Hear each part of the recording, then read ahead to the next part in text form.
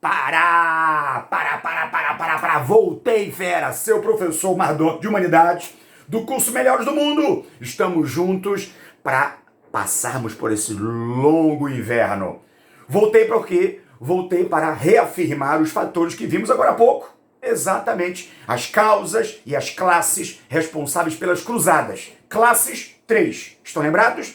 Igreja Católica, nobreza e burguesia. E quais foram as causas responsáveis por esse grande movimento? Bem, a crise pela qual passava a Idade Média, a Europa Ocidental, crise no campo intelectual, ideológico, econômico, político, a necessidade da burguesia em buscar novos produtos, em expandir seus mercados, a perda dos símbolos sagrados. Estão lembrados? O Santo Sepulcro, o ambiente onde havia sido depositado o corpo de Cristo, o Santo Graal, o cálice sagrado e o Santo Sudário, o tecido utilizado para o envolvimento e para acalentar a face de Cristo após a sua crucificação. Vamos continuar então? Lembraram? Refrescaram a memória? Maravilha! Se liga agora que o papo volta a ser quente! Bem, o que nós temos aqui então são várias cruzadas. Foram várias expedições que ocorreram após o discurso do Papa Urbano II. Esse Papa pode ser apontado, sem sombra de dúvida, como o responsável pelo pontapé inicial, o estímulo para a primeira cruzada.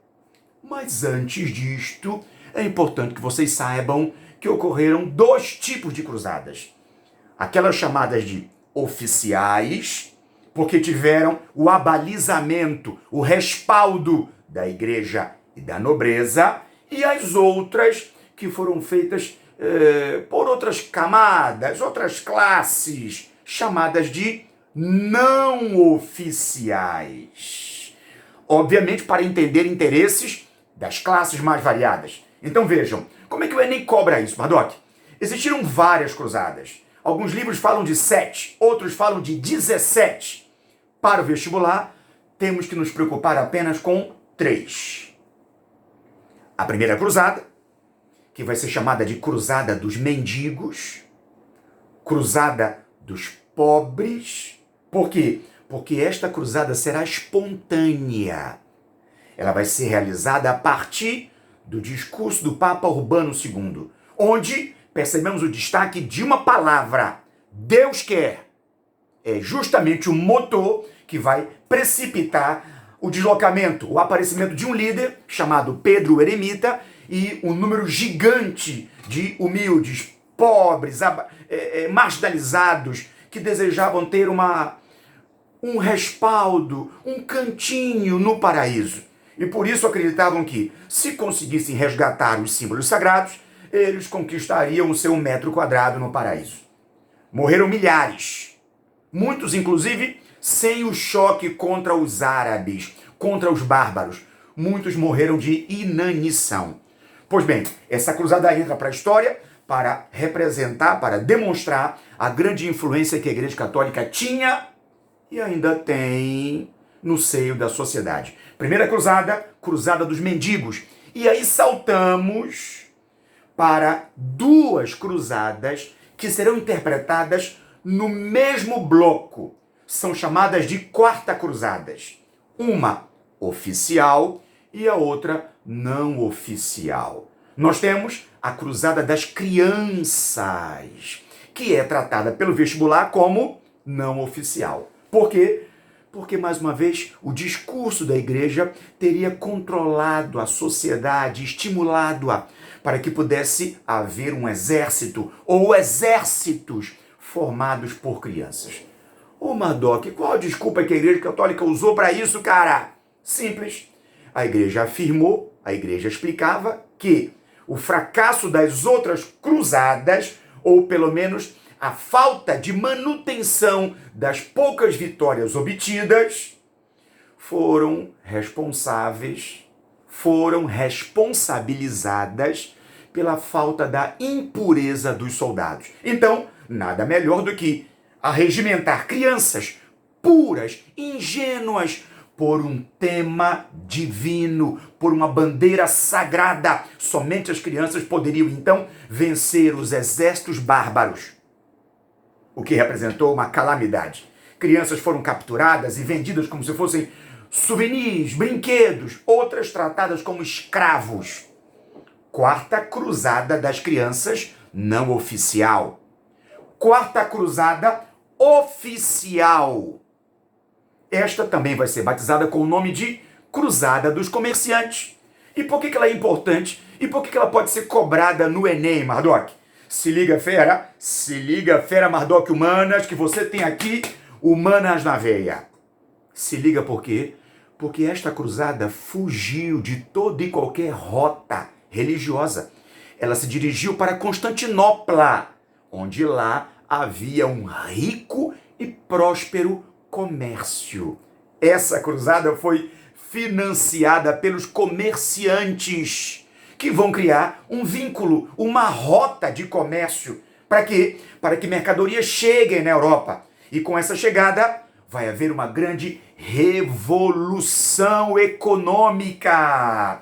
A busca por jazidas de metais preciosos para a formação de moedas, a cunhagem, o aparecimento de comércio, o aparecimento de cidades, desenvolvimentos dinâmicos como universidades. Já teremos nesse momento o aparecimento de escolas e universidades em pleno século XII.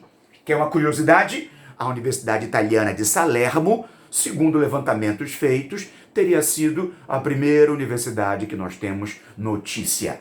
Se ligue, ok? Então, a chegada de todos esses produtos vai acarretar uma revolução comercial na Europa Ocidental. Porém, na bagagem dessas mercadorias e produtos, açúcar, pimenta, gengibre, noz moscada, pau-brasil, toda essa lista também fará ou providenciará a chegada de ratos. Pegou a dica? Os ratos asiáticos trazem no seu bulbus capilar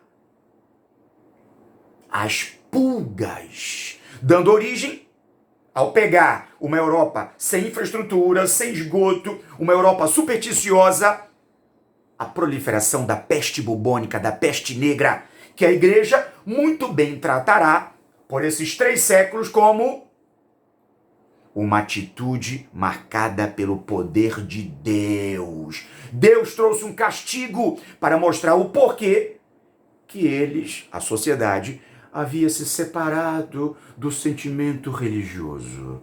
Essa foi a justificativa dada pela igreja para a proliferação que eliminaria cerca de 1/3 da sociedade europeia. Outros levantamentos, outras informações falam em 50 milhões de europeus e asiáticos. Fechado? Pois bem, os 3 primeiros séculos foram marcados pela propagação das cruzadas, pela dinamização do comércio, por expedições variadas, ao mesmo tempo que nós temos o enfraquecimento da igreja e da nobreza, temos também a emergência de uma outra classe, a burguesia. Vejam a desvalorização do teocentrismo e a valorização do antropocentrismo, que no século XIV serão arrasados por todos os grandes fatores. Ouviu o que eu falei, fera? Eu disse que nesses 300 anos a Igreja Católica iria se enfraquecer, permitindo a ascensão burguesa e seus valores respectivamente.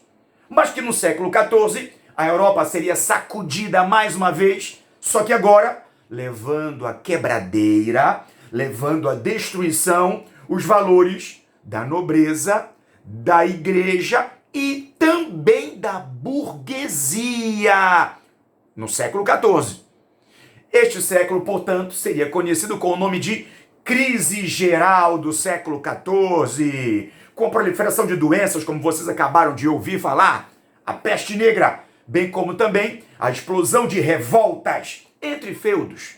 Os mais conhecidos foram a Guerra dos 100 Anos entre Inglaterra e França, onde é importante lembrar que não havia ainda Estado Nacional inglês e francês. Eram apenas feudos. Nesse cenário encontramos o destaque de uma mulher. Lembram dela?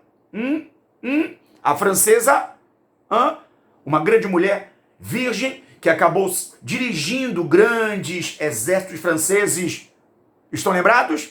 Fica guardadinho aí, espera. Já já eu quero ouvir a resposta de vocês, quero que escrevam para o curso. Digam para mim de quem eu estou falando. Fechado, feras? E também vamos ter uma guerra entre dinastias inglesas. A Guerra das Duas Rosas. São famílias que utilizam a rosa vermelha e a branca como símbolos. As York e as Lancaster. Mas não para por aí não. A classe campesina também vai se rebelar. E essas revoltas serão chamadas de Jaqueries. Sabe por que Jaqueries? Porque os franceses batizaram esses camponeses fedorentos, imundos, grosseiros, com uma expressão que designava Jacques Bon Homme. Gostaram? O quê? Mardoc? A nobreza elogiando o campesinato. Jacques Bon Homme? Jacques uns bons homens? Nananina não. Estou falando aqui exatamente de um ato depreciativo. Jacques Bon Homme significava Jacques o imbecil, o estúpido, o bronco, ou seja, a guerra desse grupo imbecil, os camponeses. Fechado, galera? É justamente aí que nós vamos encontrar o vínculo, a crise do século XIV com a Idade Moderna, o nascimento da Idade Moderna, o nascimento de movimentos como o Renascimento Cultural, a expansão marítima e comercial, o movimento da Reforma e da Contra-Reforma, onde a igreja vai ser sacudida, permitindo a ascensão de um outro movimento protestante, e, por fim, o nascimento dos Estados Nacionais modernos. Fechado, fera? Este aqui é o seu professor Mardoc de Humanidades, do curso Melhores do Mundo e com Humanas na Veia. Quero saber se você gostou das videoaulas e quero saber se você tem dúvidas. Manda para o curso. Leva lá para todos os polos que existem desse maravilhoso curso. Escrevam, façam vídeos, mandem suas dúvidas. Um forte abraço. Valeu, galera!